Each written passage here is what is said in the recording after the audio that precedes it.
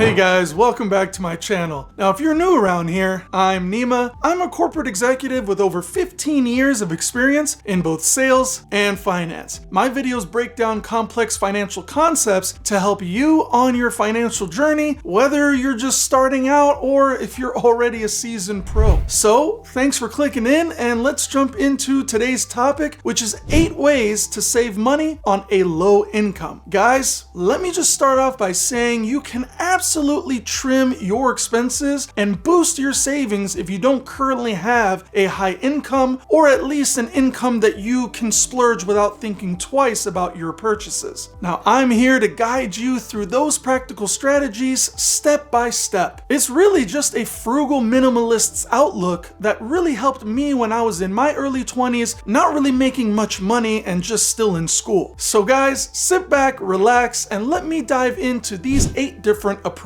Now, the first approach is to prioritize your expenses. Now, many of us fall into the trap of overspending on unnecessary items. The allure of making it rain at the club or splurging on designer goods and dining out frequently can seriously drain your finances. Believe me guys, I should know, as I was making these stupid mistakes most of my life. Now, the reality is that most people can't afford such extravagant lifestyles. And by most people, I mean a significant portion beyond the majority of the entire globe. It's essential to acknowledge your financial limits and make responsible choices. By reining in on your spending, you free up funds for your savings without sacrificing your financial health. The second approach is to treat your savings like it's a bill. So guys, let's talk about this treating savings like it's a bill strategy. What this really all boils down to is just shifting your mindset. Just as you wouldn't skip paying your rent, treat your savings with the same level of importance. Allocate a fixed amount each month to your savings account. When you prioritize your saving, you're more likely to stay committed to it in the long run. It becomes a non-negotiable part of your financial life. Now, it might not be easy to do it at first, but when you actually change your habit and start putting money aside every month or so, then it becomes a routine, and you don't look back at the money anymore. You just feel like this is how much you actually earned minus the amount you removed to save. Now, the third approach is to analyze and predict your spending. To truly gain control over your finances, it's crucial to analyze and predict your spending. This entails meticulous tracking of every expense down to literally the last penny. Over a 3-month period, evaluate the consistency of your monthly spending. If you find that your spending fluctuates drastically each month, it's time to dive even a little bit deeper. Try to identify the factors causing these variations. By making your spending habits more consistent, you can be better at planning your savings and your budgeting effectively. Now, the strategy that I used was that I looked at my monthly checking and credit card billing statements for an entire year. I looked at exactly what I bought in each of these months, and I learned where I could cut corners and not buy things that I didn't really need. Now, before I dive into the fourth approach and the reason behind it, I'd really appreciate it if you could just smash the like button, put a comment down below, and subscribe, as it really helps the channel grow and it allows me to continue making more videos for you guys every week. I really do enjoy helping all of you learn, and I believe helpful content should be free without charging for a course or anything like that. So please guys, smash the like button, put a comment down below, and subscribe to help the channel grow. We're officially almost at 1,000 subscribers, and I really appreciate everybody's support. So please guys, smash the like button, put a comment down below, and subscribe to help the channel grow. Now, going into the fourth approach is to evaluate entertainment expenses. Now guys, this personally was a big problem of mine. I used to spend money on entertainment like it was nothing. Going to the movies, going to NBA games, going to theme parks like Six Flags Magic Mountain. I mean, the list just goes on. Although I do think that it's important to have fun and enjoy your life, some of these entertainment expenses were so outrageous, I would always think twice about what I had actually done after the entertainment was over. And then I would ask myself,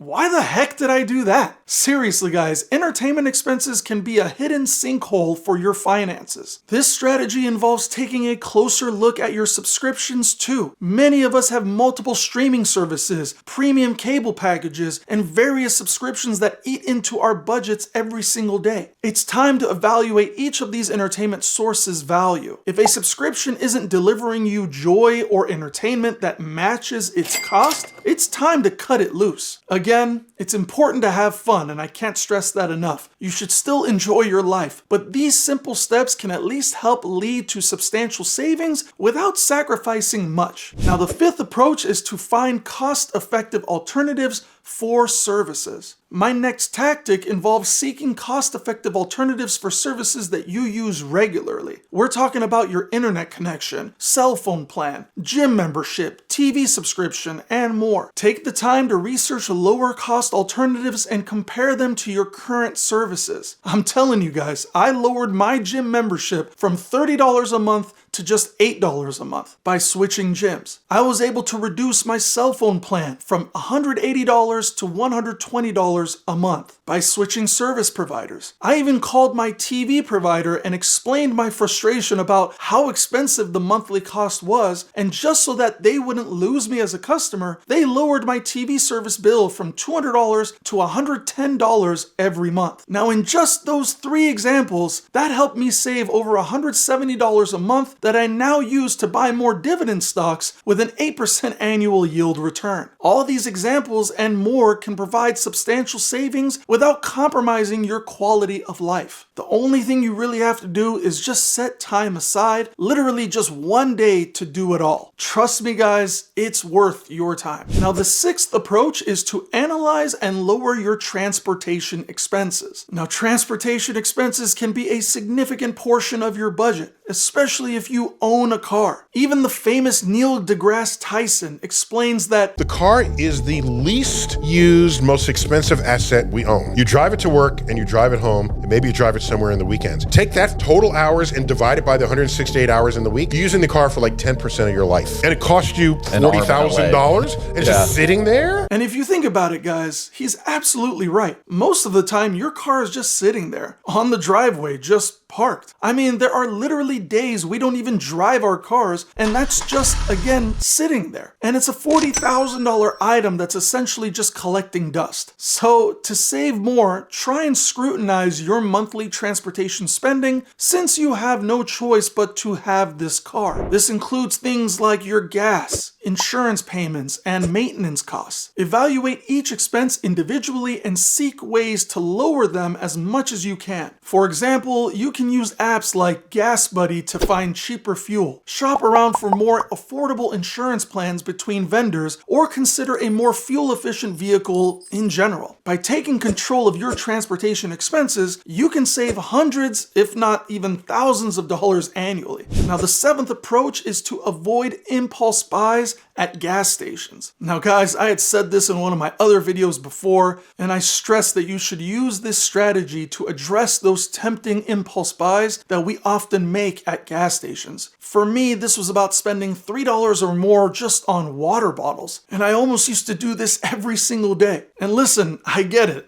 It's easy to fall for the allure of snacks, drinks, and other goodies while refueling your car. But these seemingly small purchases can add up over time, and boy, do they add up fast. Cutting back on these indulgences is a simple way to save money without making major lifestyle changes. Remember, the only essential purchase at a gas station is the gas itself. And last but not least, the 8th approach is to live like it's 1999. Now, I always try to remind myself of how the times have changed and how it's adapted to us making changes along the way as well. But if you think back to the days before the internet and the endless online shopping options that we weren't accustomed to, life was less complicated and there were fewer temptations to spend money. By consciously choosing a simpler way of life, you can significantly reduce your expenses and save more money. This isn't about giving up modern conveniences and not enjoying your life again, but rather making thoughtful choices about what truly enhances your life than what merely drains your finances. finances. Think of what you may have done just a couple of decades ago and see if you can implement some of those trends back in, let's say, 1999 and incorporating it into your lifestyle now. So yeah, guys, there you have it. 8 actionable strategies for saving money even on a low income. Each approach offers a unique perspective on managing your finances, and by incorporating these tactics into your life, you can watch your savings grow without the struggle. If you guys have any additional suggestions or experiences with your financial journey, go ahead and please put them in the comments down below. I really want to thank you all for watching this video all the way through, and please don't forget to smash the like button, subscribe, and hit the notification bell for more videos every week. I'll see you all in the next video.